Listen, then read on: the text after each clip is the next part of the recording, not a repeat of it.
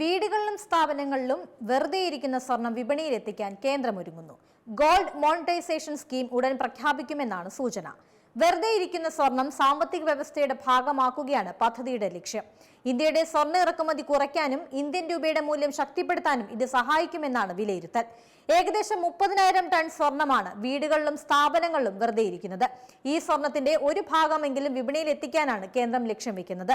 ഇതിലൂടെ 1000 ടണ്ണിലധികം സ്വർണം സമാഹരിക്കാൻ കഴിയുമെന്നാണ് പ്രതീക്ഷ. രാജ്യത്തെ ജ്വല്ലറികളെ കളക്ഷൻ പാർട്ണർമാരായി ഉൾപ്പെടുത്താനാണ് ആലോചിക്കുന്നത്. നിലവിൽ ബാങ്കുകൾക്ക് മാത്രമായിരുന്നു ഈ അനുമതി ഉള്ളത്. ജ്വല്ലറികൾക്ക് കൂടി അനുമതി നൽകുന്നതോടെ പൊതുജനങ്ങൾക്ക് കൈവശമുള്ള സ്വർണം കൂടുതൽ എളുപ്പത്തിൽ പദ്ധതിയുടെ ഭാഗമാക്കാം. നിലവിൽ സ്വർണം നിക്ഷേപിക്കാനും കാലാവധിക്ക് ശേഷം അത് തിരികെ വാങ്ങാനുള്ള നടപടിക്രമങ്ങൾ സങ്കീർണമാണ്. നിക്ഷേപിക്കുന്ന സ്വർണം ഉരുക്കി അതിന്റെ പരിശുദ്ധി പരിശോധിക്കുന്ന രീതികൾ കൂടുതൽ ആശങ്കകൾ ഉണ്ടാക്കുന്നതാണ്. പുതിയ പരിഷ്കരണത്തിലൂടെ ബാങ്കുകൾ വഴി നേരിട്ട് സ്വർണം നിക്ഷേപിക്കാനുള്ള സൗകര്യം എളുപ്പത്തിലാവും. 2015 കേന്ദ്ര സർക്കാർ ഗോൾഡ് മോണിറ്റൈസേഷൻ സ്കീം തുടങ്ങിയത്. കഴിഞ്ഞ ഒരു പതിറ്റാണ്ടിനിടയിൽ 38 ടൺ സ്വർണം മാത്രമാണ് പദ്ധതി വഴി സമാഹരിച്ചത്. സ്വർണ്ണവിലയിലുണ്ടാകുന്ന വർധനയ്ക്കൊപ്പം നിക്ഷേപകർക്ക് 2% വാർഷിക പലിശയും സർക്കാർ നൽകിയിരുന്നു.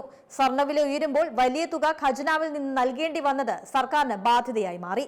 പരമ്പരാഗതമായി കൈമാറി വന്നതും വൈകാരിക മൂല്യമുള്ളതുമായ ആഭരണങ്ങൾ ഉരുക്കി നിക്ഷേപിക്കാൻ ആളുകൾ തയ്യാറായിരുന്നില്ല.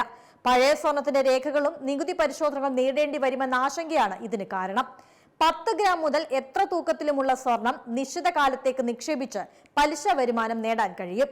കാലാവധി കഴിഞ്ഞാൽ തിരിച്ചെടുക്കാനും സാധിക്കുന്നതായിരുന്നു പദ്ധതി. കാലാവധി എത്തിയാൽ അതേ തൂക്കത്തിലുള്ള സ്വർണമോ വിപണി വിലയോ ലഭിക്കും. കഴിഞ്ഞ വർഷമാണ് പദ്ധതി പിൻവലിച്ച് സ്വർണം പണമാക്കൽ പദ്ധതി പരിഷ്കരിച്ച് നടപ്പിലാക്കാൻ ആലോചന തുടങ്ങിയത്. രാജ്യത്തേക്കുള്ള സ്വർണ്ണ ഇറക്കുമതിയിൽ കേന്ദ്രം നിയന്ത്രണങ്ങൾ കൊണ്ടുവന്നിരുന്നു. ഇന്ത്യയുടെ വിദേശ നാണ്യ ശേഖരം സംരക്ഷിക്കുന്നതിന് സ്വർണം വാങ്ങൽ കുറയ്ക്കാനും പ്രധാനമന്ത്രി ആഹ്വാനം ചെയ്തതാണ്.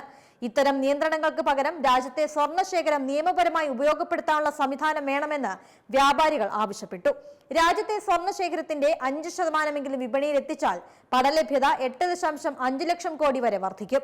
വീടുകളിലുള്ള സ്വർണത്തിന്റെ 5% റീസൈക്കിൾ ചെയ്യാൻ കഴിഞ്ഞാൽ ഇറക്കുമതി പൂർണ്ണമായും നിർത്താൻ കഴിയുമെന്നാണ് പ്രതീക്ഷ.